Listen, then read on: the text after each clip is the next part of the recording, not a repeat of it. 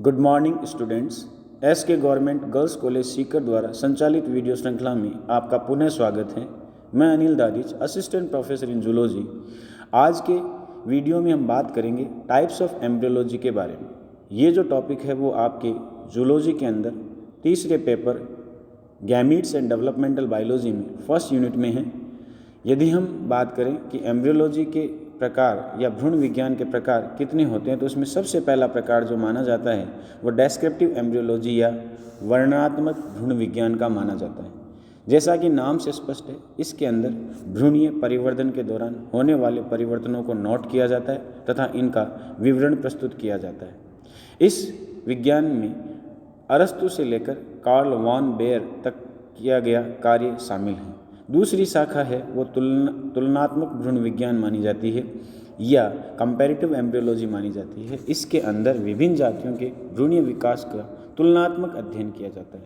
यानी हम ये कह सकते हैं कि विभिन्न जातियों के जो भ्रूण होते हैं उनका भ्रूणीय विकास जब होता है तो उसमें क्या समानताएं पाई जाती है, क्या असमानताएं पाई जाती है, ये तुलना कर इसका विवरण इसमें प्रस्तुत किया जाता है। साथ ही ये देखा जाता है कि उनके जो पूर्वज हैं उनके आपस में क्या संबंध रहे होंगे या क्या वे आपस में समान थे, यानी उद्विकासीय दृष्टि से भी इसको देखा जाता है।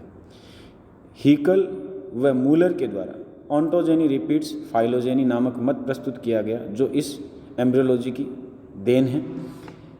हमने ये भी पढ़ा है कि Pisces, amphibians, reptiles, Aves and mammals के एम्ब्रियोज आपस में एक दूसरे से समानता दर्शाते हैं और इसके बाद में वो आपस में भिन्न होते जाते हैं।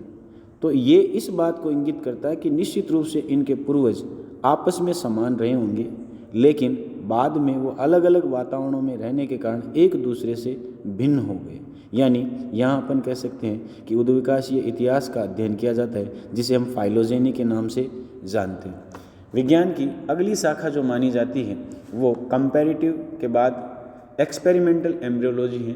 एक्सपेरिमेंटल या प्रयोगात्मक भ्रूण विज्ञान से तात्पर्य है कि इसमें प्रयोग करके ऑब्जर्वेशन को या प्रेक्षण को कसौटी पर कसा जाता है। शुरुआत में जो भी खोजें हुई या जो भी सिद्धांत दिए गए उन्हें समय समय पर कसौटी पर कसा गया। उनमें से कुछ सिद्धांत है वो समय के साथ सही नहीं थे तो उन्हें अस्वीकार कर दिया।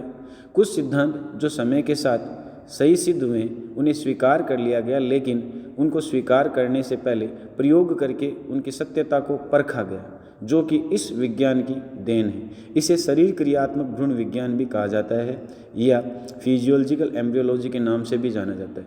हांस स्पीमान का नाम यहाँ लेना ज़्यादा सही रहेगा। उन्होंने ऑर्गेनाइजर थ्योरी प्रस्तुत की थी और उन्होंने भ्रूणीय प्रेरण के बारे में बताया था। इसके अलावा इस विज्ञान की शाखा का जो संस्थापक माना जाता है वो विल्हेम रू या विल्हेम रुक्स को माना जाता है, जिन्होंने एक्सपेरिमेंटल एम्ब्रियोलॉजी के अंतर्गत मोज़ेक थ्योरी है उसका प्रतिपादन किया था। इन थ्योरीज के बारे में हमने पिछले वीडियो में चर्चा की थी। इसके अलावा हेंस डिस को भी इस विज्ञान के क्षेत्र में अग्रणी माना जाता है। ट्रांसप्लांटेशन, हेट्रो ट्रांसप्लांटेशन, ये शब्दावली इसी शाखा की देन है, जिनके बारे में हम ऑर्गेनाइजर थ्योरी या इंडक्शन के टॉपिक में आगे जाकर डिटेल में पढ़ेंगे। उसके बाद में अगली शाखा मानी जाती है टेरेटोलॉजी या विरूपता विज्ञान। विरूपता का मतलब होता है असामान्य रूप में पैदा होना या जन्म लेना। जैसे किसी बच्चे के अंदर जन्म से ही 5 के स्थान पे 6 उंगलियां होती है, उसका होठ कटा हुआ होता है।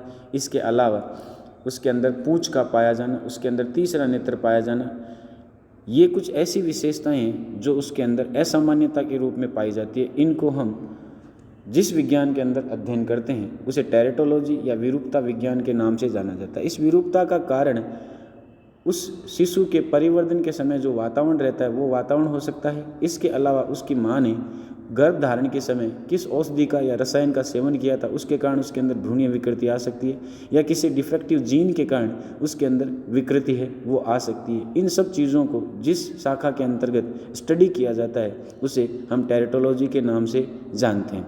उसके बाद में आती है रासायनिक भ्रूण विज्ञान या केमिकल एम्ब्रियोलॉजी। इसमें हम किसी विशिष्ट रसायन के भ्रूण पर क्या प्रभाव होते हैं उनका अध्ययन करते हैं। जैसे विटामिन ए भ्रूण के अंदर क्या असर उत्पन्न करता है या इसकी अधिक मात्रा किस तरह से विरूपता उत्पन्न कर सकती है, ये इसी के अंदर देखा जा सकता है।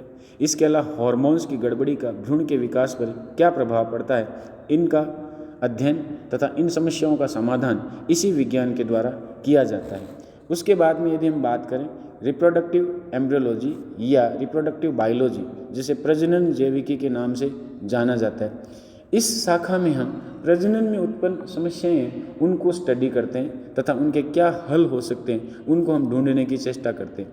हार्मोन की असामान्यता से भ्रूण के ऊपर क्या असर पड़ता है, इसके अलावा प्राणी प्रजनन में होने वाली समस्याएं क्या क्या हो सकती है, जैसे ऑलिगोस्पर्मी का मतलब है कि स्पर्म काउंटिंग का सामान्य से कम होना या औसत से कम शुक्राणुओं का यदि सीमन में उपस्थिति है तो संतान उत्पन्न करने में कठिनाई होती है। इसी तरह एस्पर्मी का मतलब होता है कि स्पर्म की काउंटिंग नील होना। इन समस्याओं का समाधान टेस्ट ट्यूब बेबी के द्वारा किया जा सकता है या भ्रूण स्थानांतरण के द्वारा किया जा सकता है या सरोगेट मदर क्या होती है, ये सब चीज़ें है वो प्रजनन जैविकी के अंतर्गत या रिप्रोडक्टिव बायोलॉजी के अंतर्गत आती हैं। उसके बाद में यदि हम बात करें अगली शाखा की जो आजकल ज़्यादा स्टडी की जाती है वो है परिवर्धन आनुवंशिकी या डेवलपमेंटल जेनेटिक्स। डेवलपमेंटल जेनेटिक्स का नाम से हम अर्थ ये निकालते हैं कि भ्रूणीय परिवर्धन के ऊपर जीनों का क्या असर होता है या जेनेटिक संरचना है उसका भ्रूणीय विकास पर क्या असर पड़ता है,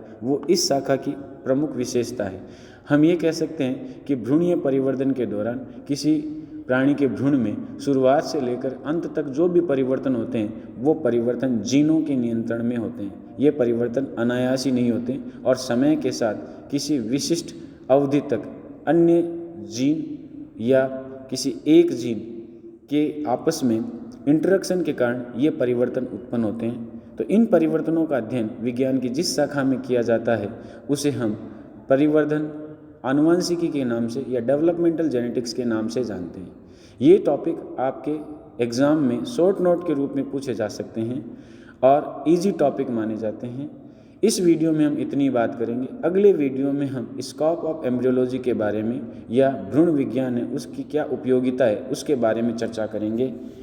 आप ज़्यादा से ज़्यादा इसको पढ़ें, ज़्यादा से ज़्यादा आप इसको स्टडी करें। और ये मैं फिर कह रहा हूँ कि वीडियो के साथ ये जो नोट्स आपको PDF फॉर्म में उपलब्ध करवाए जा रहे हैं या उपलब्ध करवा दिए जाएंगे, तो इनको आपको केवल समझना है, पढ़ना है। बाकी आगे आप अपने हिसाब से इनके नोट्स है वो तैयार कर सकते हैं। आज के लिए इतना ही, धन्यवाद।